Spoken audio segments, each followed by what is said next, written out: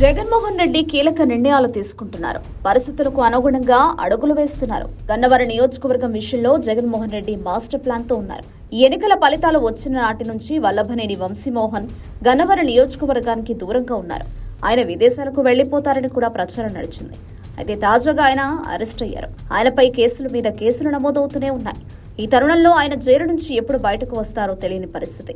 అందుకే గన్నవరం నియోజకవర్గ బాధ్యతలను వేరే నేతకు అప్పగించాలని జగన్మోహన్ రెడ్డి డిసైడ్ అయినట్లు సమాచారం. అయితే ఆ నియోజకవర్గంలో కమ్మ సామాజిక వర్గం అధికం.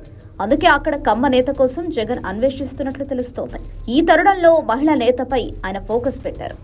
ఆమెను తెచ్చి నియోజకవర్గ బాధ్యతలు అప్పగించనున్నట్లు సమాచారం. 2009 ఎన్నికల్లో పొలిటికల్ ఎంట్రీ ఇచ్చారు వల్లభనేని వంశీమోహన్. జూనియర్ ఎన్టీఆర్ తో పాటు నందమూరి హరికృష్ణ ప్రోత్సాహంతో తెలుగుదేశం పార్టీలో చేరారు. ఆ ఎన్నికల్లో విజయవాడ పార్లమెంటు స్థానం నుంచి టీడీపీ అభ్యర్థిగా పోటీ చేశారు. కానీ ఓటమి పలకరించింది. అటు తర్వాత గన్నవరం నియోజకవర్గంపై ఫుల్ ఫోకస్ పెట్టారు.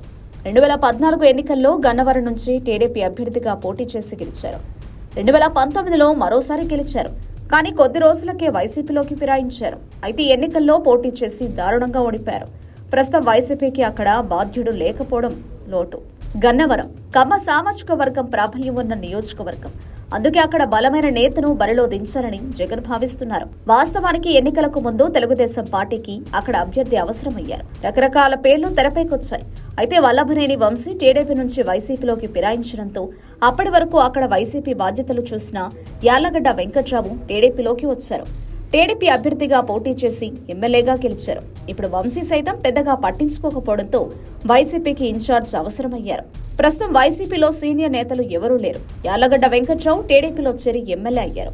అయితే ఇప్పుడు వల్లభనేని వంశీ స్థానంలో కమ్మ సామాజిక వర్గానికి చెందిన నేత అవసరం. ఇటువంటి తరుణంలో కాంగ్రెస్ పార్టీ మహిళా నేత సుంకర పద్మశ్రీ పేరు ప్రముఖంగా వినిపిస్తోంది.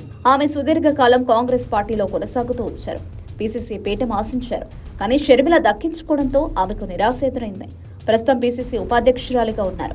కానీ షర్మిలతో విభేదించి పార్టీ కార్యక్రమాలకు దూరంగా ఉన్నారు. త్వరలో ఆమె వైఎస్ఆర్ కాంగ్రెస్ పార్టీలో చేరడం ఖాయమని ప్రచారం నడుస్తోంది. గన్నవరం ఇన్ఛార్జ్ బాధ్యతలను అప్పగిస్తానని జగన్ ఆమెకు హామీ ఇచ్చినట్లు సమాచారం.